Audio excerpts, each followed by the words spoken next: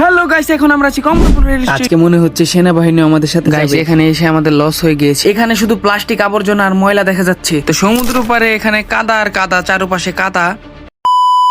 Hello guys, এখন আমরা আছি কমলাপুর রেল স্টেশন আর আজকে আমরা যাচ্ছি সীতাকুণ্ড, চট্টগ্রাম। আর সীতাকুণ্ড যাওয়ার সবচেয়ে সস্তা উপায় হচ্ছে চট্টগ্রাম মেল ট্রেন। আর তার জন্য বাংলাদেশের যে কোনো প্রান্ত থেকে চলে আসতে হবে কমলাপুর রেল স্টেশন, ঢাকা।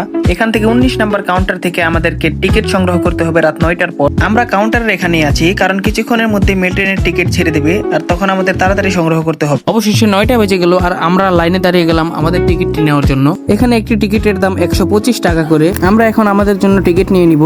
কিছুক্ষণের মধ্যে আমরা আমাদের টিকিট নিয়ে নিয়েছি, 5টা টিকিট আমাদের জন্য। আজকে আমাদের সাথে সেনাবাহিনীও যাবে চট্টগ্রাম, কারণ ঈদের ছুটি শেষ, তারাও তাদের ডিউটিতে যাচ্ছে। গাইস, কিছুক্ষণের মধ্যে আমাদের ট্রেনটি চলে আসবে, কারণ 11টা প্রায় বেজে গিয়েছে। অবশেষে এই যে আমাদের ট্রেন চলে আসছে, এটাই হলো চট্টগ্রাম মেল ট্রেন। আপনারা চেষ্টা করবেন স্টেশনের সামনের দিকে দাঁড়ানোর, কারণ যেদিক থেকে ট্রেন আসে ওই দিক থেকে উঠতে হয়। তো এখন আমরা তাড়াহুড়ো করে ট্রেনের ভেতর উঠবো আর সিট ধরতে হবে, তা না হলে সিট পাবো না। তাড়াতাড়ি করে উঠে পড়ি। তো দেখা হচ্ছে সকালে। চট্টগ্রামের সুন্দর একটি সকালে আপনাদের সকলকে জানাই স্বাগতম। সুন্দর একটি সূর্যোদয় দেখতে দেখতে আর কিছুক্ষণের মধ্যেই চলে যাব সীতাকুণ্ড রেলওয়ে স্টেশনে। তো গাইস, অবশেষে চলে আসলাম সীতাকুণ্ড রেলওয়ে স্টেশন আর এখান থেকে কিছুক্ষণ হেঁটে চলে যাব সীতাকুণ্ড বাজার। আর সেখানে গিয়ে আমাদেরকে একটি হোটেল নিতে হবে। মেল ট্রেনটি আমাদেরকে রেখে চলে যাচ্ছে চট্টগ্রাম রেলওয়ে স্টেশনের উদ্দেশ্যে। এখন আমাদের যেতে হবে সীতাকুণ্ড বাজার আর সেখানে গিয়ে আমাদেরকে হোটেল নিতে হবে। আপনারা চাইলে সীতাকুণ্ড স্টেশন থেকে অটোতে করেও যেতে পারেন, সেখানে ভাড়া পড়বে জনপ্রতি 20 টাকা করে, কিন্তু এখান থেকে অনেক কাছে, তাই আমরা হেঁটেই যাচ্ছি। তো গাইস, আমরা নাস্তা করার জন্য বসে পড়েছি একটি রেস্টুরেন্টে আর এখানে আমরা এখন আমাদের নাস্তা করব। আমরা হোটেলে কিছুক্ষণ রেস্ট নিয়ে এখন বের হয়েছি গুলিয়াখালীর উদ্দেশ্যে আর এখান থেকে আমরা জনপ্রতি 30 টাকা করে গুলিয়াখালী সি বিচের উদ্দেশ্যে রওনা দিলাম।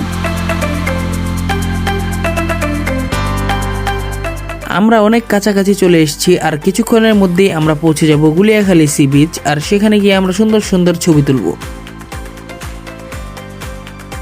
তো গাইস, অবশেষে চলে আসলাম গুলিয়াখালী সি বিচের কাছাকাছি। এখান থেকে কিছুক্ষণ হেঁটে আমরা চলে যাব গুলিয়াখালী সি বিচে। প্রায় 5 মিনিট হাঁটলেই আমরা চলে যাব গুলিয়াখালী সি বিচে।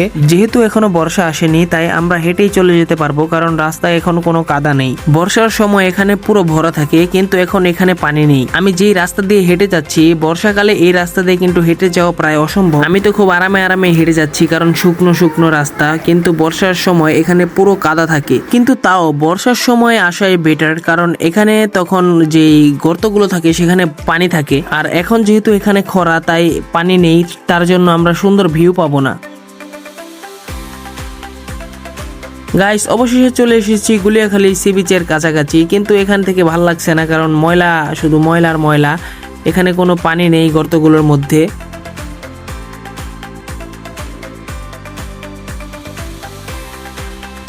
আমার পিছনে দেখতে পাচ্ছেন একটি সমুদ্র, এটাই কিন্তু গুলিয়াখালী সমুদ্র। এই যে গর্তগুলো আছে এগুলো কিন্তু বর্ষাকালে খুব সুন্দর লাগে, কারণ পানি ভরা থাকে। যেহেতু এখন বর্ষা নেই, এই যে ময়লা, শুধু ময়লার ময়লা দেখা যাচ্ছে, তাই আমাদের খুব একটা ভালো লাগছে না। আর এখন যেহেতু ভাটা, তাই সমুদ্রেও যেতে পারবো না, কারণ পানি অনেক দূরে।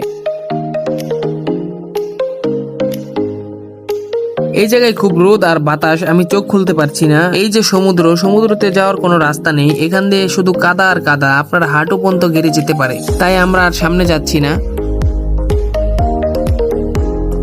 তো গাইস, এই ছিল আজকের ভিডিও আর দেখা হচ্ছে নতুন পার্টে চন্দ্রনাথ পাহাড়ে।